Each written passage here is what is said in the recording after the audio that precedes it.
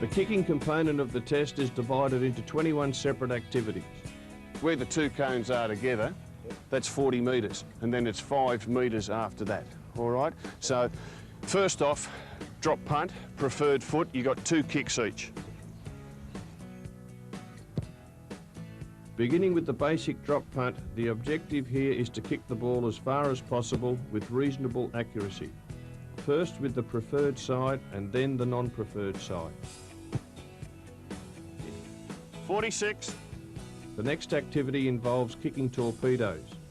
Each player has several attempts at mastering the long torpedo punt, regarded by many as the most difficult kick in the game.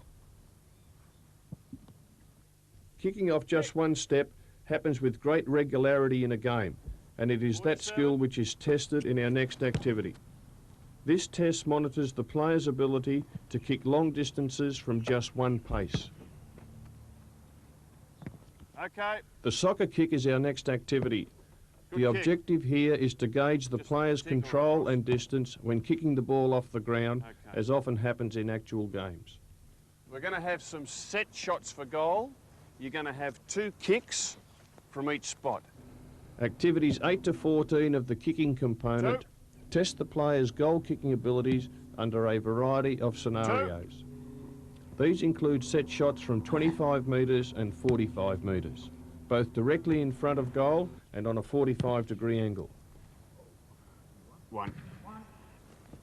The player is then tested on snapshots with both the preferred and non-preferred sides of their body, followed by the player kicking on the run from 50 metres. We want you to pick the footy up, say where that last cone is, run in hard, have 1 bounce, and kick from the 50-metre line. If you kick a goal, you get 2 points. If you kick a behind, you get 1 point.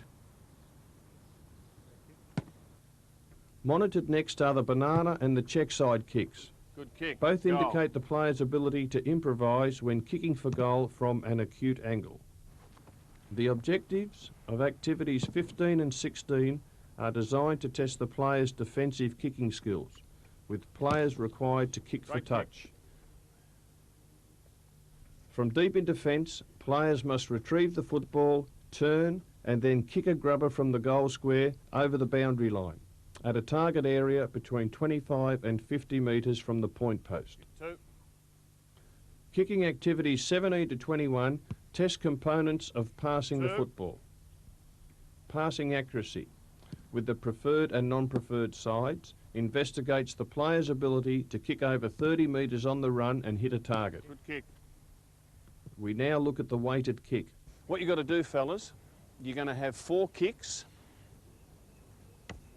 and the player will be leading straight across. So it's a 40-metre kick. Now I'm going to rate you 2, 1 or 0, depending on the quality of the kick. Now, I'll give you 2 points if it's a real good kick to perfect kick. Out in front, he can mark the ball without breaking stride. I'll give you 1 if the kick hovers in the air a bit slow getting there, but he's still a chance to mark it. I'll give you nothing if the kick's behind him, or it drops short, or it's a mile out in front. That's it. The final activity of the kicking component is the back pedal.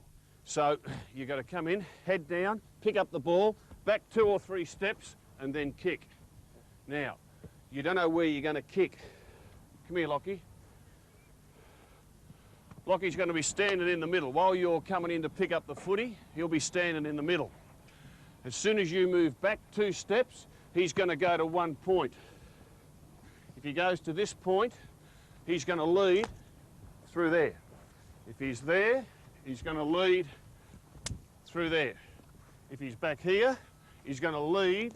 It's going to be a long, deep kick that you're going to have to reach him with, and the same here. If he's on this point, when you look up, he's going to be leading back there. So you're going to have to adjust your kick depending on the position of the player. So you're only going to have a split second to make up your mind where the kick goes. Quick. Go long, go long. Good kick. Lead. That's it. 2.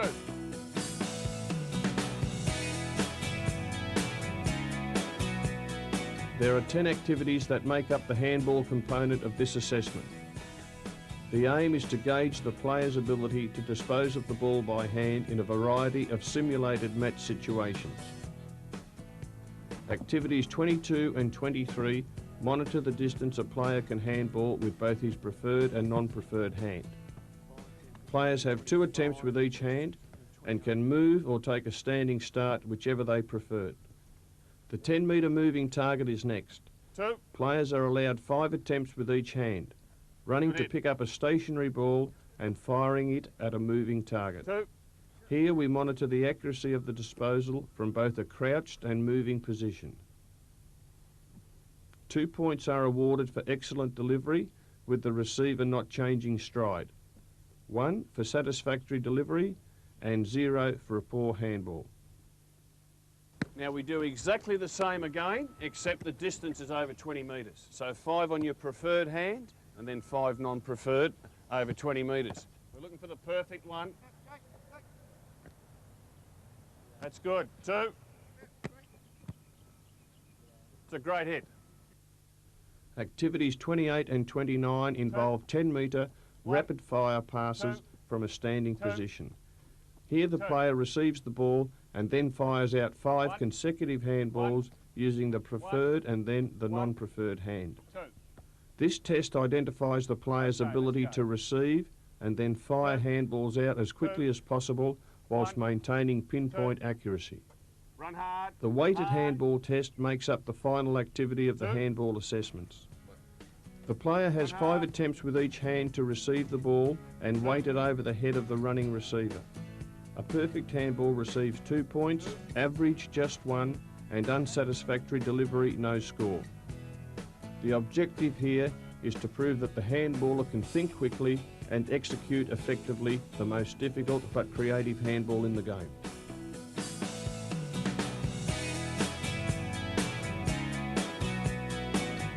There are 7 tests that make up the marking and ball control component. Primarily, we are looking at the player's coordination when marking and controlling the ball under a variety of scenarios. The first activity of this group is the reflex catch, where each player receives 15 hard kicks from 5 metres away. Possible scores are 2 points for a clean catch, 1 for a fumble, and 0 for a drop ball. This gives an indication of reflex reaction speed and how cleanly the player is able to handle the ball. Well done. Jake, you'll be coming from there. And Lockie, I want you to try to kick grubbers or half volley, nothing on the full. And you get 2, 1 or 0 depending on your take. This is just an example, all right? So you'll be moving in. Okay, you get 1 point because there's just a small fumble. The object is to attack the football, bending down to receive the incoming ball. Again, players are judged on a 2, 1 and 0 basis. A clean 1 grab take receives 2 points. 2. Activity 34 is the high kick test. Full stretch. The player stands beside the kicker. 2. Once the ball is kicked, he must launch himself with feet off the ground and take an overhead mark. 2. Here we gain indications of the player's ability to judge the ball in flight and coordinate the jump correctly in order to take the ball cleanly. 2. One-handers are next. Players stand 40 metres from the kicker and receive 5 kicks to the preferred hand, then 5 to the non-preferred. 2. Using just the one hand, the objective is to position the body whilst the ball is in flight to give the player the best chance of taking the grab. Balls, you're going to take it in turns, but you're going to have 5 spoils, so the ball will be kicked in and we want you to belt the ball. Now, if you can belt it out of bounds or belt it 15, 20 metres back, fantastic, we'll give you 2 points. If you make contact but you don't have real direction on it, we'll give you 1 point. And if it's an unsatisfactory spoil, you get nothing. Activity 36 is spoiling. The player receives 5 spoiling attempts with the preferred hand and 5 with the non-preferred. 2. 1. The ruck tap is the penultimate activity in this test. Using the preferred, then the non-preferred hand, Players face a simulated boundary throw-in, where the aim is first to position the body, then to read the flight of the ball and palm it to or to the advantage of a moving target. A perfect take receives 2 points. 1 point is awarded if it is to the advantage of the receiver, and a player is awarded 0 for a misguided hit, giving the receiver no chance. The final activity for marking and ball control is the kick-up test. Using both feet and no hands, the challenge is for the player to record 5 successive kicks as he controls the ball. As you can see, it's easy for some, not so easy for others. All right, that's it. We hope that this testing procedure will